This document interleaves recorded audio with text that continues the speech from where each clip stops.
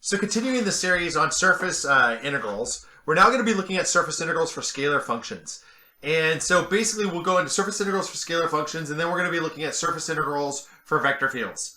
I'm going to start out with the definition here because it's going to look an awful lot like surface, line integrals, okay, for scalar functions as well. So what we have here is the surface integral for a scalar valued function at f, so just our standard function, over a piecewise smooth surface S is this double integral over S of f of x, y, z ds. And so that's basically just this, double sum of f of pij delta sij. All right, so essentially what we're doing is we're calculating something that we can kind of equate to, say, for example, like mass over a lot of different pieces. Okay, so we're basically just adding up pieces where we take the function times the area. Okay, in this case, times the surface area of a small piece, and that's what ends up giving us our surface integral for the scalar function.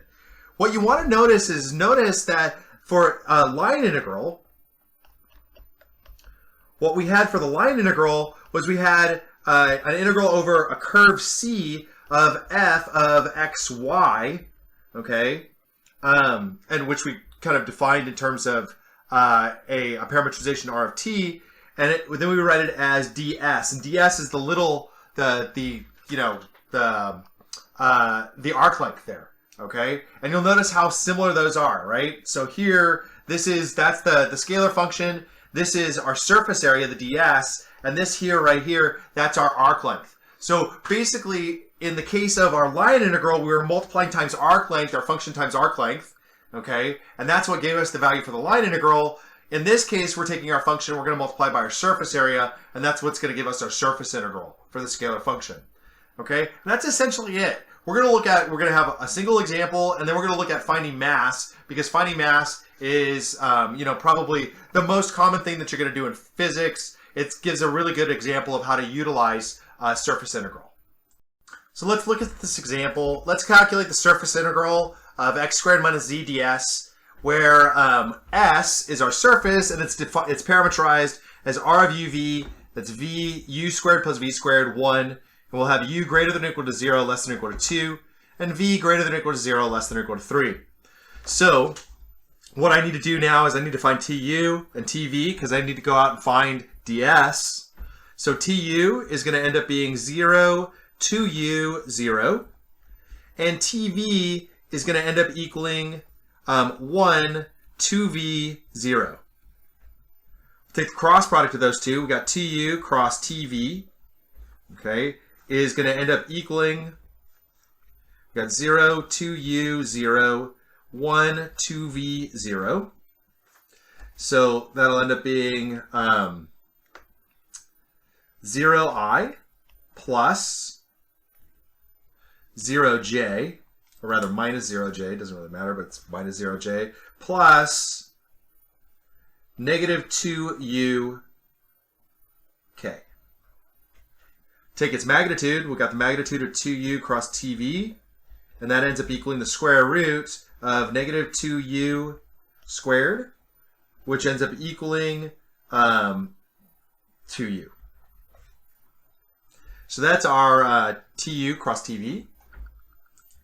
Now what I need to do is I need to plug in my parametrization into x squared minus z. So I'm going to do that actually first before I go in and write up my integral.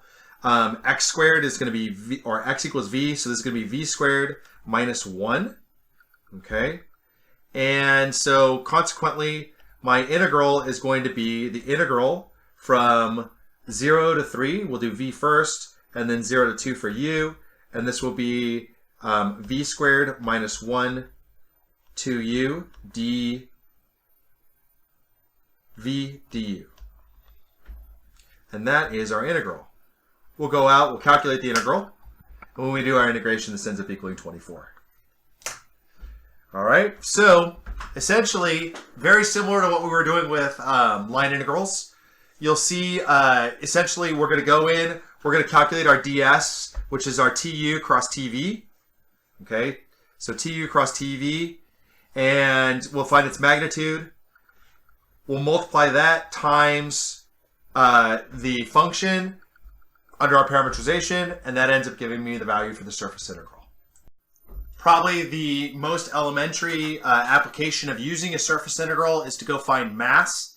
If you remember, we actually found mass before using double integrals. We'd have a lamina, right? And we'd calculate the area of the lamina, and then we'd multiply it by the density, and that would give me my mass. So we want to remember that the mass, okay, essentially is equal to the area times the density. In this case, what that essentially looks like then is it's going to look like the double integral over the region D, and this is going to be our rho of x, y, z, and that's our density function, right? So this is approximately that times, in this case, our ds, so the surface area. So the surface area is like the area of that lamina, okay, and then we multiply by the density, and that ends up giving us our mass. So that's what we're going to be doing here. This is what we're going to be finding in order to find our mass. So let's say, for example, we want to calculate the mass of a sheet. So we've got a flat sheet of metal that has a surface of z equals 1 plus x plus 2y, and lies above the rectangle 0 less than or equal to x less than or equal to 4, and 0 less than or equal to y less than or equal to 2.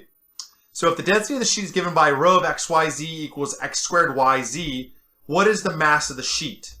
So what I'm going to need to do is I'm going to need to create a parameterization for the sheet.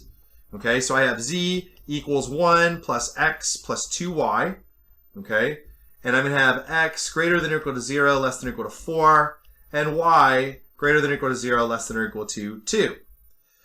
Well, given that I'm given this as basically my function, my parameterization is going to be pretty easy. I'm going to let u equal x. So I'm going to have u go from 0 to 4, and y go from 0 to 2.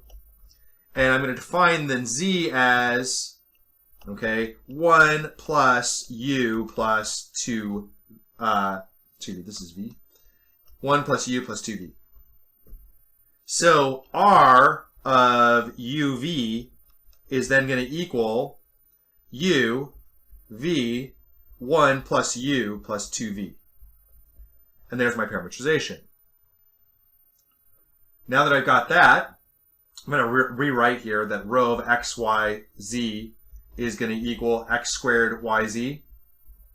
I can plug in the values for my function.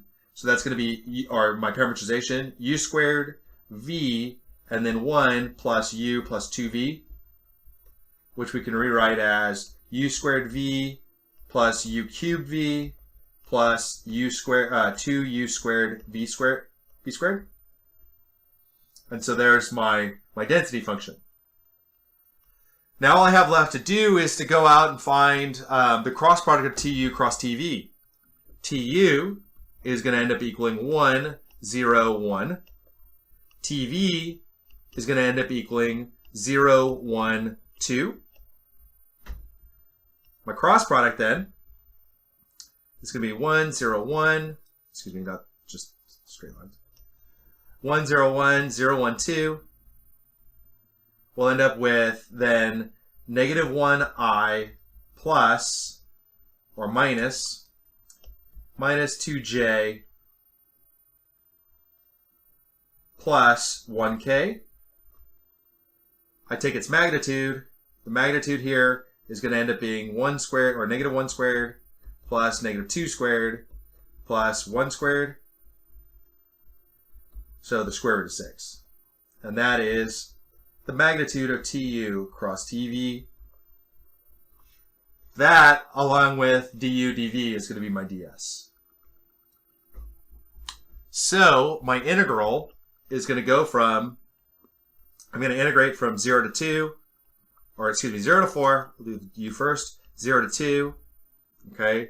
And then it will be u squared v plus u cubed v plus 2u squared v squared times the square root of 6 du dv.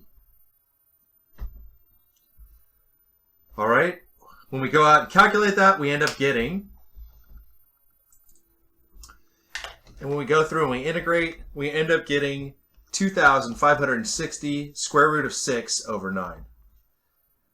That's our exact answer. You can go in and actually do that calculation. By the way, I did it right over here too for you in case you want to pause it and take a look at your work. All right, so basically when we're looking to find mass, Okay, when we're looking to find mass, we're actually going to be multiplying by the density times the surface area. Density times the surface area seems to make sense.